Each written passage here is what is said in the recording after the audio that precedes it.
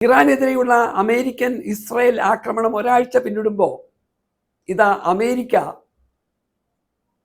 ഇന്ത്യക്ക് റഷ്യയിൽ നിന്ന് ക്രൂഡ് ഓയിൽ വാങ്ങാൻ 1 മാസം അധികം അനുവദിച്ചിരിക്കുന്നു എന്ന വാർത്തയാണ് ഇന്ത്യക്കാരെ ഒരേ സമയം ചിന്തിപ്പിക്കുകയും ചിരിപ്പിക്കുകയും ചെയ്യുന്നത്.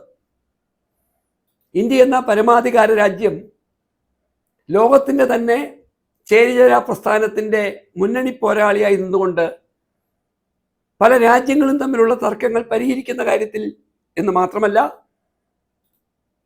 ഇന്ത്യയുടെ അയൽ രാജ്യങ്ങളുടെ സുരക്ഷിതത്വം പോലും കാര്യഗൗരവമായി സംരക്ഷിക്കുവാൻ വിജയിച്ച ചരിത്രമുള്ള ഒരു രാജ്യമാണ്.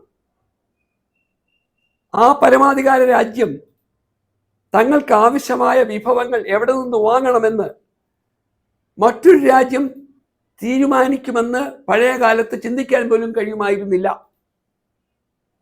നെഹ്റുവിൻ്റെയും ഇന്ദിരാഗാന്ധിയുടെയും ഒക്കെ കാലത്ത് ഇന്ത്യയെ ഏതെങ്കിലും തരത്തിൽ രാഷ്ട്രീയമായി ഒറ്റപ്പെടുത്താൻ ശ്രമിച്ച രാജ്യങ്ങളെ വേണ്ട വിധത്തിൽ വേണ്ട സമയത്ത് രാഷ്ട്രീയ മറുപടി കൊടുത്ത് അവരെ മാറ്റി നിർത്താൻ നമ്മൾ വിജയിച്ചിരുന്നുവെങ്കിൽ നോക്കൂ, ഇന്ത്യ ക്രൂഡ് ഓയിൽ വാങ്ങേണ്ടത് റഷ്യയിൽ നിന്നല്ല എന്ന് മറ്റൊരു രാജ്യം തീരുമാനിക്കുന്നു. പകരം ഞങ്ങൾ പറയുന്ന രാജ്യത്ത് നിന്ന് വാങ്ങണമെന്ന് പറയുന്നു. ഇതൊക്കെ പറയുമ്പോഴും ആദ്യമൊക്കെ ഈ വസ്തുതയെ തള്ളിക്കളഞ്ഞുകൊണ്ടിരുന്ന നമ്മുടെ ഭരണാധിപന്മാർ അമേരിക്ക പറഞ്ഞ അതേ തിട്ടൂരങ്ങൾക്ക് കീഴടങ്ങുകയായിരുന്നു എന്ന് കഴിഞ്ഞ ആഴ്ചകളിൽ ബോധ്യപ്പെട്ടിരുന്നു.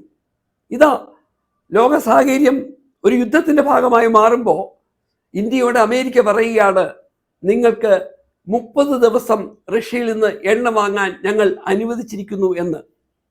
147 കോടി ഇന്ത്യൻ ജനങ്ങളുടെ പരമാധികാരത്തെ ചോദ്യം ചെയ്യാൻ മറ്റൊരു രാജ്യം ശ്രമിക്കുമ്പോൾ ആ വിഷയത്തിൽ ശക്തമായി പ്രതികരിക്കാൻ ശേഷി നഷ്ടപ്പെട്ടവരായി ഇന്ത്യക്കാർ മാറിയിട്ടില്ലെങ്കിൽ പോലും നമ്മുടെ ഭരണാധിപന്മാർ ലോകത്തിലെ ശക്തരായി ലോകത്തിൻ്റെ ആയുധ ശേഖരത്തിൽ തങ്ങളാണ് അവസാന വാക്കെന്ന് പറയുന്ന ഒരു രാജ്യത്തിൻ്റെ മുന്നിൽ ഇങ്ങനെ ഓച്ഛാനിച്ച് നിൽക്കേണ്ടി വരുന്നത് ഇന്ത്യക്കാരെ സംബന്ധിച്ചിടത്തോളം വേദനാജനകമാണ്. അത് ഇന്ത്യയുടെ ജനാധിപത്യ സംവിധാനത്തോടുള്ള മറ്റൊരു വെല്ലുവിളിയാണ്.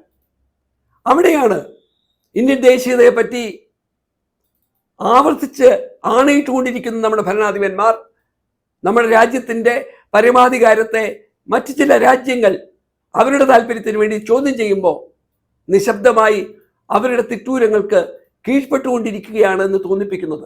ചുരുക്കത്തിൽ ഇറാനെതിരെയുള്ള ആക്രമണങ്ങൾ ഇന്ത്യയുടെ സാമ്പത്തിക രംഗത്തും സാമൂഹിക രംഗത്തും വ്യത്യസ്തമായ പ്രശ്നങ്ങൾ ഉണ്ടാക്കിക്കൊണ്ടിരിക്കുമ്പോൾ നമ്മുടെ ഇന്ധന സുരക്ഷിതത്വം മറ്റൊരു രാജ്യം തീരുമാനിക്കുന്നു എന്ന് കേൾക്കേണ്ടി വരുന്നത് ഓരോ ഇന്ത്യക്കാരനെയും അപമാനിക്കുന്നുണ്ട് എന്ന് നമ്മുടെ ഭരണാധിപന്മാർ സമ്മതിക്കണം. നമുക്ക് ആവശ്യമായ ക്രൂഡ് ഓയിലിൻ്റെ ബഹുഭൂരിപക്ഷവും നമ്മൾ വാങ്ങിക്കൊണ്ടിരുന്നത് റഷ്യയിൽ നിന്നാണ് എന്ന് നമുക്കറിയാം. അതുവഴി രാജ്യത്തിൻ്റെ വിദേശ നാണയ ശേഖരത്തിൽ നമുക്ക് ഉണ്ടായ കുറേ ഗുണങ്ങളെപ്പറ്റി ഞങ്ങൾ നേരത്തെ പറഞ്ഞിരുന്നു. ഇന്ത്യൻ രൂപയിൽ റഷ്യയിൽ നിന്ന് ക്രൂഡ് ഓയിൽ വാങ്ങാൻ നമ്മുടെ രാജ്യമെടുത്ത തീരുമാനം ഇന്ത്യൻ രൂപയുടെ അന്തർദേശീയ മാർക്കറ്റിലെ അതിൻ്റെ വിലപേശൽ ശേഷി വർദ്ധിപ്പിച്ചിരുന്നു. അവിടെയാണ് നിങ്ങൾ റഷ്യയിൽ നിന്ന് ക്രൂഡ് ഓയിൽ വാങ്ങരുത് എന്നും നിങ്ങൾ വെനിസ്വേലയിൽ നിന്ന് ക്രൂഡ് ഓയിൽ വാങ്ങണമെന്നും അമേരിക്ക പറയുമ്പോൾ വരും ദിവസങ്ങളിൽ രൂപയ്ക്ക് പകരം ക്രൂഡ് ഓയിൽ വാങ്ങുവാൻ ഡോളർ ചിലവഴിക്കേണ്ടി വരുന്നത് ഒരു വശത്തൊരു പ്രശ്നമാകുമ്പോൾ വില കുറച്ച് റഷ്യയിൽ നിന്ന് എണ്ണ കിട്ടുന്നതിന് പകരം അമേരിക്ക തീരുമാനിക്കുന്ന വിലയ്ക്ക് വെനിസ്വേലയിൽ നിന്ന് എണ്ണ വാങ്ങേണ്ടി വന്നിരുന്നുവെങ്കിൽ ഉണ്ടാകാവുന്ന അപകടം കൂടുതൽ രൂക്ഷമായിക്കൊണ്ടിരിക്കുന്നു. അപ്പോഴാണ് റഷ്യയിൽ നിന്ന് 1 മാസം കൂടി നിങ്ങൾക്ക് എണ്ണ വാങ്ങാം എന്നുള്ളൊരു ഔദാര്യം അമേരിക്കയിൽ നിന്ന് കേൾക്കേണ്ടി വരുന്നത്. ഇതൊക്കെ കേൾക്കുമ്പോൾ അതിനോട് ജനാധിപത്യപരമായി നമ്മുടെ പരമാധികാരത്തെ ചോദ്യം ചെയ്യുന്നവരോട് കൊടുക്കേണ്ട മറുപടി കൊടുക്കാൻ മറന്നു പോകുന്ന നമ്മുടെ രാഷ്ട്രീയ നേതൃത്വം ഇന്ത്യക്കാരെ രാഷ്ട്രീയമായി അനാഥമാക്കുകയാണ് എന്ന് അവർ തിരിച്ചറിയണം.